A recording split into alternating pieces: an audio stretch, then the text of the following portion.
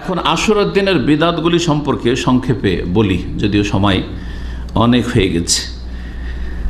আশুরার দিনের একটি বিদাত হচ্ছে যে আশুরার দিনকে শোকের দিন, শোক দিবস, মাতম দিবস। আর এই শোক মাতমের দিবস, সুতরাং শোক মাতমের জন্য বিভিন্ন তাদের কর্মকাণ্ডগুলি, এই সবগুলি শুরু থেকে শেষ পর্যন্ত জঘন্য বিদাত, যেগুলি রাফেজি শিয়াদের বিদাত চলে আসছে। জি হ্যাঁ, এই রাফেজি শিয়াদের বিদাতগুলি বেদাতি যারা কথিত সুন্নি, নামে সুন্নি, তাদের মাঝে সংক্রমণ করে চলে গেছে।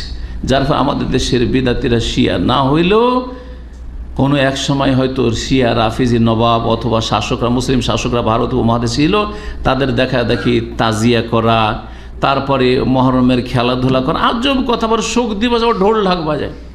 জি, এতে শুধু বিদাতই করেন না, এই শোকের বেদাত আর শোক প্রকাশ করা আর বুক চাপড়ানো, গাল চাপড়ানো, কাপড় ছেঁড়া ইত্যাদি, রক্ত প্রবাহিত করা, শুধু এগুলি করে না, বরং এর সাথে সাথে আরও বড় শিরক পর্যন্ত করে। যে তাজিয়া তৈরি করে বিদাতিরা, রাফেজি শিয়াদের দেখা দেখি, সেই তাজিয়ার ভিতরে জাল নকল কবর তৈরি করে রাখে, বানিয়ে রাখে হোসেন রাদিয়াল্লাহু তাআলা আনহু, এবং সেই কবরের ওপর তারা উৎসর্গ করে ফুল, তারপরে মুড়ি, এইভাবে মুড়কি। আমার নিজের চোখে দেখা, ছোটোকালে অনেক আগে তাজিয়া দেখেছিলাম বিদাতিদের চাঁদের রাস্তা। আর এই তাজিয়া নিয়ে ভারতের বিভিন্ন এলাকায় রাস্তাঘাট দিয়ে এদিক থেকে ওদিক মিছিল করে যখন যায় এরা, তাজিয়ার জলুস এই করতে গিয়ে হিন্দুদের সাথে, প্রতিবেশীর সাথে দাঙ্গা ফাসাদ করে, আর বলে যে ইসলামের কাজ করতে গিয়ে দাঙ্গা ফাসাদ হয়েছে।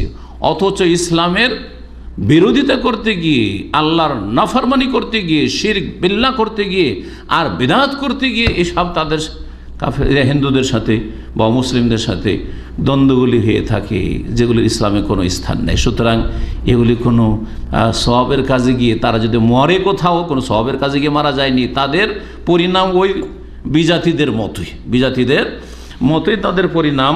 শিরকি এবং বিদাতি আমল করতে গিয়ে এরা ক্ষতিগ্রস্ত হয় এবং মুসলিম জাতিকে ক্ষতিগ্রস্ত করে। নবী করিম সাল্লাল্লাহু আলাইহি ওয়াসাল্লাম কঠোরভাবে নিষেধ করেছেন শোক মাতম করতে, বুক চাপড়াতে, গাল চাপড়াতে এবং জাহেলিয়াতের ডাক ডাকা। কোনো মানুষ কখনো মারা গেছে, তার নাম ধরে হাই হাই করা, হাই হোসেন বা ইয়া হোসেন, এইসব করা, এগুলি হচ্ছে দাওয়াল জাহেলিয়া, দাওয়াল জাহেলিয়া। যদি আপনার বাবা মারা যায় আর তারপরে মৃত্যু দিবস পালন করেন, আর সেই সময় হাই হাই আর শোক দিবস, নীরবতা দিবস আর ইত্যাদি, কবর কাছে গিয়ে শ্রদ্ধাঞ্জলি দিলেন ইত্যাদি, এসবগুলি জঘন্য বিদাত, এসবগুলি হচ্ছে জঘন্য বিদাত, এগুলি হচ্ছে দাওয়াল জাহেলিয়া। মুত্তাফাক বুখারী মুসলিমের হাদিসে রয়েছে। 2 নম্বর বিদাত হচ্ছে এই দিনটিকে, এর বিপরীত বিদাত, সেটা হচ্ছে এই দিনটিকে আনন্দ উৎসবের দিনে পরিণত করা। ইহুদিরা এই দিনটাই কী করেছিল? আনন্দ উৎসবের দিনে পরিণত করেছিল। মুসলিম সমাজেরও একটি গুমরা জাতি রয়েছে যারা রাফেজি শিয়াদের রিয়াকশনে, প্রতিক্রিয়ায় তারা, জি হ্যাঁ, এর বেশি বিরোধিতা করতে গিয়ে কি করেছে? এই দিনটা আনন্দ উৎসবে পরিণত করেছে, যাদের নাম হচ্ছে নাসেবি। রাফেজিদের বিপরীত যারা এই ক্ষেত্রে, তারা হচ্ছে নাসেবি, যারা রাসূলুল্লাহ সাল্লাল্লাহু আলাইহি ওয়াসাল্লামের বংশধর, যারা মুমিন মুমিনাত, আলে বাইত, নবী পরিবারের সাথে শত্রুতা রাখে, বিদ্বেষ রাখে, অথবা তাদের গালমন্দ করে, তাদের ঘৃণা করে ইত্যাদি, বা তাদের সমালোচনা করে, এদেরকে নাসেবি বলা হয়। যারা বিভিন্ন দেশে এখনও আছে, আর এক সময় ছিল, এক সময় আরও বেশি ছিল। যখন এই প্রথম এই দ্বন্দ্বটা শুরু হয়, রাফেজি বেরোয় আর খারিজি বেরোয়, তখন এই রাফেজি শিয়াদের রিয়াকশানে নাসেবি বেরোয়, যাদের অবস্থান খুব শক্ত ছিল, মজবুত ছিল শাম দেশে, যেমন রাফেজি শিয়াদের অবস্থান কুফাতে এরাকে শক্ত ছিল। এরা করেছে কি, এরা এই দিনগুলোতে আনন্দ করে থাকে। এই আনন্দ উৎসব সম্পর্কে তারা কিছু জাল হাদিস গড়েছে, কারণ হাদিস সংকলনের যুগ ছিল, তখন জাল হাদিস গড়েছে। তার একটি হাদিস রয়েছে, এই দিনে মেহেদি লাগানোর ফজিলত, এই দিনে গোসল করার ফজিলত, এই দিনে ছেলে মেয়েদেরকে খুব ভালো ভালো খাবার খাওয়ানোর আর আমোদ ফুর্তি করার ফজিলত, এসবগুলি রয়েছে। এই মর্মে বলছেন ইমাম হারব যে সাআলতু আহমদ আন হাদিস, ইমাম আহমদ রাহিমাহুল্লাহকে এই হাদিস সম্পর্কে যে আশুরার দিনে ভালো ভালো খাবার খাওয়া আর এই গোসল করা আর খেজাব লাগানো এই সম্পর্কে জিজ্ঞেস করেছিলাম। তো মান ওয়াসা আলা আহলিহি ইয়াউমা আশুরা, আশুরার দিনে কেউ যদি নিজের পরিবারকে ভালো ভালো খাওয়ায় তার ফজিলত রয়েছে। ফালাম ইয়ারাহু শাইয়ান, এটাকে একেবারে ভিত্তিহীন মনে করেছেন, একে কোনো মর্যাদা দেননি, মানে জাল, একবারে ভিত্তিহীন উদ্ভট কথা। শেখুল ইসলাম ইবনে তাইমিয়া রাহিমাহুল্লাহর এই ক্ষেত্রে কয়েকটি জায়গায় উক্তি রয়েছে। তিনি বলছেন কামায়াজ করেন ফাজাইল আশুরা, যেমন অনেকে বলে থাকে আশুরার ফজিলত সম্পর্কে মাওয়ারাদ মিনা তাওসিয়াত আলাল আয়াল, নিজের পরিবার পরিজন স্ত্রী ছেলে মেয়েকে খুব ভালো ভালো খুব বেশি বেশি করে খাওয়া, আর ভালো খুব মুরগা মুসাল্লাম আর তারপরে মিষ্টি ইত্যাদি খাওয়া, ফাজাইল মুসাফা, তারপরে একে অপরের সাথে মুসাফা করো, আওয়াল হেন্না আর মেহেদি লাগাও ইত্যাদি, গোসল করা, আর এতে বিশেষ সালাতের আবিষ্কার, সেই দিনের নফল সালাত, কুল্লু হাজা কাযিবুন আলা রাসূলিল্লাহ সাল্লাল্লাহু আলাইহি, এই সমস্ত হচ্ছে রাসূলুল্লাহ সাল্লাল্লাহু আলাইহি ওয়াসাল্লামের উপর মিথ্যা আরোপ করা বা মিথ্যা অপবাদ দেওয়া। লাম ইয়াসিহা ফি আশুরা ইল্লা ফাদলু সিয়ামিহি, আশুরায় সিয়াম রোজা রাখা ছাড়া আর কোনো ফজিলত বা কোনো কিছু সহিহ শুদ্ধ প্রমাণিত নয়। ইবনে তাইমিয়া রাহিমাহুল্লাহ আরও বলেছেন ফাতোয়াতে, তার মাজমুয়া ফাতোয়াতে, ওয়ালাম ইয়ারিদ ফি যালিকা হাদিসুন সাহিহুন আনিন নবী সাল্লাল্লাহু আলাইহি ওয়াসাল্লাম থেকে একটি কোনো সহিহ হাদিস নেই যে এই দিন আনন্দের দিন, এই দিন ভালো ভালো খাবার, ওয়ালা আনাস, কোনো সাহাবী থেকে কোনো উক্তি নেই। ওয়ালা ইস্তাহাব্বা যালিকা আহাদু মিন আইম্মাতিল মুসলিম, ইমাম আবু হানিফা, শাফি, মালিক, আহমদ, কোনো ইমামও কোনো মুস্তাহাব বলেননি। ওয়ালা রাওয়া আহলুল কুতুবিল মুতামাদা ফি যালিকা শাইআন, আর বিশ্বস্ত যেসব কিতাবাদি রয়েছে ইসলামের সেগুলিতে কোনো এরকম রেওয়ায়াত লা সাহিহ ওয়ালা দাইফ, না কোনো সহিহ হাদিস রয়েছে না কোনো দুর্বল পর্যন্ত হাদিস রয়েছে। সুতরাং এসব ভিত্তিহীন কথা। আর কুরুনে মুফাজ্জালা, স্বর্ণযুগে, সাহাবায়ে কেরামদের যুগে, তাবেঈনদের যুগে, তাবেঈনের যুগে এইরকম আর কোনো কিছু ছিল না। মাজমুল ফাতাওয়ার 25তম খণ্ডতে এই বিষয়টি তিনি উল্লেখ করেছেন দুইটি জায়গায়, 317 পৃষ্ঠায় আর 299 বা 299 থেকে 317 পৃষ্ঠা পর্যন্ত বিস্তারিত 18 পৃষ্ঠায় আলোচনা করেছেন। আমরা যারা আহলে সুন্নাত ওয়াল জামাত, মুসলিম মধ্যমপন্থী, তারা নাসেবিদেরও বিরোধিতা করি, এটাকে আনন্দের দিন মনে করি, উৎসবের দিন মনে করি না। যারা আহলে বাইত নবী পরিবার বিদ্বেষী, এইরকম রাফেজি শিয়াদেরও বিরোধিতা করি, যারা অতিরঞ্জন বাড়াবাড়ি করে শিরক আর বিদআতে আর জঘন্য কর্মকাণ্ডে লিপ্ত হয়েছে। মুহররমের মাসটিকে অনেকে অশুভ মনে করে, শোক দেওয়া। সুতরাং এটা যখন এত বড় বিপদ এসছে হুসেন রাদিয়াল্লাহু তাআলা এবং তার পরিবারের ওপর কুফাতে যে কারবালার ঘটনা, সুতরাং তখন থেকে বিদাতিরা ধরে নিয়েছে যে এটা হচ্ছে অশুভ মাস, অমঙ্গল মাস। এটা একটা জঘন্য বিদাত, এটা হচ্ছে বিদাতি আকীদা। তাহলে তৃতীয় বেদাত এটা বলতে পারি যে মুহররম মাসটিকে অশুভ বা অমঙ্গল মাস মনে করা। যখন অমঙ্গল, তো মুহররম মাসে বিয়ে শাদী দেবে না, অনেক বেদাতের বিবাহ শাদী দেয় না। মুহররম মাসে গুরুত্বপূর্ণ কোনো জার্নি করবে না, সফর করবে না। জি হ্যাঁ, মুহররম মাসে গুরুত্বপূর্ণ ব্যবসা বাণিজ্য কোনো কিছু শুরু করবে না। এই জন্য দেখা যায় মুহররম মাসে শোকে ভেঙে পড়ে থাকে মক্কায় মদিনায় মক্কায় উমরা করতে যায় না। আজ মদিনাও কেউ যদি যায় তো আহলে বাইত নবী বংশের যে দাফন আছে বাকির কবরস্থানে, ওখানে গিয়ে শিরিক করার জন্য, কুফরি করার জন্য যায়। গায়রুল্লাহ আর কাছে কিছু চাওয়ার জন্য, কবর পূজার জন্য, মাজার পূজার জন্য যায়, আর না হলে সেখানে যায় হাই হাই হাই হাই করতে যায়, শোক আর মাতম করতে চায়। জি, তাহলে 3 নম্বর বেদাত বললাম যে মুহররম মাসকে অকল্যাণ বা অশুভ মাস মনে করা। নবী সাল্লাল্লাহু আলাইহি ওয়াসাল্লাম কোরআন এবং হাদিস দ্বারা যা প্রমাণিত, মানুষের পাপ হচ্ছে অশুভ, পাপ অমঙ্গল নিয়ে আসে, কিন্তু কোনো জায়গা, কোনো সময়, কোনো কাল, কোনো স্থান অমঙ্গল বা অলক্ষী বা কুলক্ষণ নয়। আর তেয়ারা তো শিরকুন, কি বলেছেন নবী সাল্লাল্লাহু আলাইহি ওয়াসাল্লাম? কোনো কিছুকে অশুভ মনে করা, অমঙ্গল মনে করা, অলক্ষী বা কুলক্ষণ মনে করা হচ্ছে শিরকি আকিদা, শিরকি আকিদা।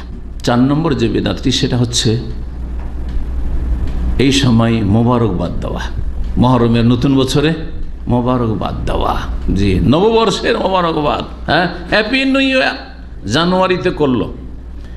আবার যখন বাংলা আসলো, তখন বাংলা বৈশাখ শুরু হলো, তখন হ্যাঁ হ্যাঁ শুভ নববর্ষ, বাংলা শুভ নববর্ষ, জি হ্যাঁ। আর যখন মহরম শুরু হইলো, গতকালকে একভাবে বলছে যে তার সাথে একজন লোকের দেখা, আর মুসলিম বলছে যে হ্যাপি নিউ ইয়ার।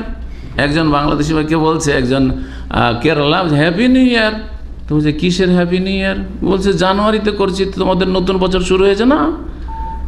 জানি না সে মুসলিম ছিল না মুসলিম ছিল, বলছে আমাদের মহরমের নতুন বছর শুরু হয়েছে না আরবি, সুতরাং হ্যাপি নিউ ইয়ার বললাম তোমাকে। জি, এটা বিদাত। এটা হচ্ছে যেমন জানুয়ারিতে করলে হ্যাপি নিউ ইয়ার বিদাত, ঠিক তেমনই শুভ নববর্ষ বৈশাখে বিদাত, তেমনই মহরমে যদি কেউ বলে হ্যাঁ হ্যাপি নিউ ইয়ার বা শুভ নববর্ষ অথবা কুল্লা আনতুম খাইর, আর এটাকে এমনভাবে প্রচলন হইল, কেউ যদি কুল্লা আনতুম খাইর না বলে তাহলে খুব খারাপ কাজ করে দিল, হ্যাঁ বিদাত। জি হ্যাঁ, বিশেষ করে যখন একটাকে এমনভাবে প্রচলন দিয়েছেন যে এটা কেউ যদি না আদান প্রদান করে তাহলে সেটা দোষের কথা, তাহলে জঘন্য বিদাত। জি, এখন এই কোনো সময় এইরকম মুহূর্তগুলিতে অভিনন্দন দেওয়া বা মোবারকবাদ দেওয়া বা এইরকম অভিবাদন এটা জায়েজ কিনা, এই মর্মে 3টি মত রয়েছে ওলামায়ে কেরামদের, বলেছেন ওলামারা। একটি মত হচ্ছে ফামিনহুম মান মানাহ মুতলাকান, যে এইসব চলবে না, কারণ নবী সাল্লাল্লাহু আলাইহি ওয়াসাল্লাম সাহাবায়ে কেরাম থেকে হ্যাঁ শুভ নববর্ষ আর এইসব নেই প্রমাণিত, সুতরাং মহরম মাসেও চলবে না। মহরম মাসে কেউ যদি বলে যে নতুন বছর আপনার জন্য মোবারক হোক ভাই, হ্যাঁ 1440 হিজরি মোবারক হোক, চলবে না, বিদআত। জি। দ্বিতীয় আরেক দল অমিনহুম মান আজাযাহা ওয়া আদ্দাহা মিনাল উমুরিল আদিয়া লা তা'বুদিয়া, দ্বিতীয় দল বলছে জায়েজ, তবে এটা ইবাদত নয়, এটা হচ্ছে কি প্রথা। যদি কোথাও ট্র্যাডিশন থাকে, প্রথা থাকে, প্রথাগত, তাহলে চলতে পারে। তৃতীয় মত হচ্ছে মাঝামাঝি, এই দুইটার মাঝামাঝি, বলছে যে তুমি কাউকে অভিবাদন পেশ করিও না, মোবারকবাদ পেশ করিও না, কিন্তু তোমাকে কেউ যদি মোবারকবাদ দিয়ে দেয়, বলে দেয়, হ্যাঁ, তাহলে জবাব দিতে পারো, ওর মতো করে জবাব দিতে পারো। এইরকম কথা, অতাদুল হবে ইয়াকুন আমহু আল জাদিদ আমা খাইরিন ওয়া বারাকা, আল্লাহ আমাদের বছরকে কল্যাণের বছর করুন আর বরকতের বছর করুন, এরকমটা বলা যেতে পারে। কিন্তু তারপরে গবেষক ওলামারা বলছে ওয়ান নাযিরু ইলা হাযিহিল মাসআলা ইয়াজিদু আন্নাল কাওলা বিল মানই ইয়াতাআয়্যাদু মিন ইদ্দাতি ওজুহ। এই মাসলায় যে 3টি মত আমরা শুনলাম ওলামাদের, যদি গভীরভাবে চিন্তা করে দেখি কোরআন সুন্নাহর আলোকে, তাহলে স্পষ্ট উঠবে যে যারা একবারে পুরোপুরি নিষেধ করেছেন যে এইরকম মোবারকবাদ নেই ইসলামে, এটা বিভিন্ন দিক থেকে শক্তিশালী। এই মতটি বিভিন্ন দিক থেকে শক্তিশালী। প্রথম কথা, নবী সাল্লাল্লাহু আলাইহি ওয়াসাল্লাম করেন নাই, তিনি সব কল্যাণের রাস্তা দেখেছেন, এটা কেন করেন নাই? 2 নম্বর কথা, তার সাহাবী খোলাফা রাশেদিনরা করেননি, তাবেঈনরা করেননি। 4 ইমাম আবু হানিফা, শাফি, মালিক, আহমদ করেন নাই। আরে হইলই না, স্বর্ণযুগে আর তোমরা শুরু করলে কেন? এটা একটা দিক হইল, কয়েকটা দিক এর মধ্যেই। আর একটা দিক হচ্ছে যে মুহররম মাস থেকে বছর শুরু হয়, এটা নবী সাল্লাল্লাহু আলাইহি ওয়াসাল্লাম আমলেও ছিল না, আবু বকর সিদ্দিক রাদিয়াল্লাহু আনহু আমলেও ছিল না, ওমর রাদিয়াল্লাহু তাআলা আমলেও বেশ কিছুদিন যাওয়ার পরে চিন্তা করলেন যে আমাদের একটা বছর শুরু করা উচিত, আর সেটা কোনো একটা ঘটনাকে কেন্দ্র করে করা উচিত, আর সেটা কোন মাস থেকে শুরু করব এটা আমাদের একটা ফয়সালা করা উচিত। এই কল্পনা জল্পনা পরামর্শের ভিত্তিতে বিভিন্ন পরামর্শের মধ্যে চয়েস করা হলে হিজরি সন গণনা করা, হিজরত থেকে শুরু করা হোক। নবী সাল্লাল্লাহু আলাইহি ওয়াসাল্লামের জন্ম থেকেও না, মৃত্যু থেকেও না, আর অমুক থেকেও না, তমুক থেকে না, মক্কা বিজয় থেকে না, কোথেকে শুরু করা হোক? হিজরত থেকে শুরু করা হোক। আর মাস বছর শুরু করব কোনটাতে? বলছে মুহররম থেকে। দেশ পরিচালনার জন্য লাগবে যে বছর শুরু কখন শেষ কখন, মুহররম থেকে শুরু করা হয়েছিল, তাও ওমর রাদিয়াল্লাহু তাআলা আনহুর যুগে শুরু করা হয়েছিল। সুতরাং নবী সাল্লাল্লাহু আলাইহি ওয়াসাল্লাম যখন এগুলো হয়নি, সুতরাং এগুলো করা ঠিক না, শেষখানে স্মরণ করাবো। আসল কাজগুলি করেন, যেটা হচ্ছে দিনের ওপর অটল থাকার চেষ্টা করা এবং নিজের শেষ পরিণামটা ভালো করার চেষ্টা করা। কারণ দিনের উপর যদি অটল থাকেন তো যে কোনো অবস্থায় আপনার আমার মত আসুক না কেন, শেষ পরিণামটা ভালো হবে, হুসনুল খাতেমা হবে। যখন ভালো অবস্থায় আল্লাহর কাছে যেতে পারবেন তখন কামিয়াব হতে পারবেন। আল্লাহ যেন তৌফিক দান করেন। আর রব্বুল আলমীর কাছে শেষখান বলো বেশি বেশি দোয়া করা, আর বিশেষ করে ওই দোয়াগুলি যেই দোয়াগুলিতে অল্প কথাতে সব কিছুই চাইতে পারেন। নবী করিম সবচেয়ে বেশি যে দোয়াটি করতেন তা হচ্ছে রব্বানা আতিনা ফিদ দুনিয়া হাসানা ওয়া ফিল আখিরাতি হাসানা ওয়া কিনা আযাবান নার। আল্লাহ রাব্বুল যেন আমাদেরকে দুনিয়ার সার্বিক কল্যাণ দান করেন, আখিরাতের সার্বিক কল্যাণ দান করেন, দিনের ক্ষেত্রেও আল্লাহ রাব্বুল কামিয়াব করেন, দুনিয়ার ক্ষেত্রেও আল্লাহ রাব্বুল যেন আমাদেরকে কামিয়াব করেন, সফল করেন। আল্লাহ রাব্বুল আমাদেরকে সমস্ত রকমের বিপদ আপদ থেকে, বালা মুসিবত থেকে, আর ঝুঁকি টেনশন থেকে, আর সমস্ত রকমের অশান্তি থেকে যেন বাঁচিয়ে রাখেন। যতদিন রাখবেন আমাদেরকে ফিতনামুক্ত রাখেন, আর যখন নেবেন আল্লাহ রাব্বুল ভালো অবস্থায় যেন আল্লাহ রাজি থাকেন, ওই অবস্থায় আল্লাহর কাছে আমাদেরকে তিনি হাজির করেন। আল্লাহ রাব্বুল আমাদেরকে সবসময় যেন আমাদের আমলকে সুন্দর রাখার তৌফিক দান করেন, তওবা ইস্তিগফারের জীবন দান করেন, তাকওয়া জুহুদের জীবন দান করেন, রুজিতে আল্লাহ হালালে বরকত দান করেন, হারাম থেকে অনেক দূরে রাখেন, নিজের হিসাব নিজে কষার তৌফিক দান করেন, আত্মপর্যালোচনা আত্মসমালোচনার তৌফিক দান করেন, অন্যের সমালোচনা না করে নিজের সমালোচনা করে নিজের সংশোধন আল্লাহ যেন তৌফিক দান করেন। সুবহান রাব্বিকা রাব্বিল ইজ্জাতি আম্মা ইয়াসিফুন ওয়া সালামুল মুরসালিন আলহামদুলিল্লাহি রাব্বিল আলামিন।